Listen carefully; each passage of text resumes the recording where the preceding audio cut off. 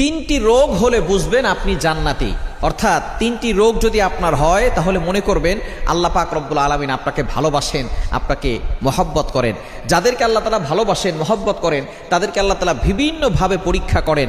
তার ভিতরে একটা পরীক্ষা হচ্ছে অসুস্থতার নিয়ামত দিয়ে আল্লাহ তাআলা পরীক্ষা করেন। মনে রাখবেন, সুস্থতাও আল্লাহর নিয়ামত, অসুস্থতাও আল্লাহর নিয়ামত।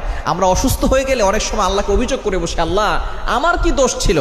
কত মানুষ সুদ খায়, ঘুষ খায়, তার কোনো সমস্যা হয় না, আল্লাহ তুমি শুধু আমাকে দেখো, খবরদার এরকম অভিযোগ করবেন না। সুতরাং অসুস্থ হলে তিনটি রোগ যদি আপনার হয়, মনে করবেন যে আল্লাহ আপনাকে ভালোবাসে এবং আল্লাহ আপনাকে জান্নাত দিতে চাচ্ছেন। এক নাম্বার হচ্ছে যদি জ্বর হয়। জ্বর ঠান্ডা আমাদের অনেকেরই হয়। একবার নবীজি সাল্লাল্লাহু আলাইহি সাল্লামের জামানায় কয়েকজন সাহাবী বসা, নবী সাল্লাল্লাহু আলাইহি সাল্লাম বলতেছেন, একজন সাহাবী বলতেছেন আমার খুব জ্বর হয়েছে, অনেক সাহাবী বলতেছেন আমারও জ্বর হয়। এবার নবী সাল্লাল্লাহু আলাইহি ওয়াসাল্লাম বলছেন তোমরা তো আমার অন্তর্ভুক্ত, আমারও তো জ্বর হয়। কিন্তু একজন বলতেছে যে আমার জ্বর হয় না। নবীজি বলতেছেন তাহলে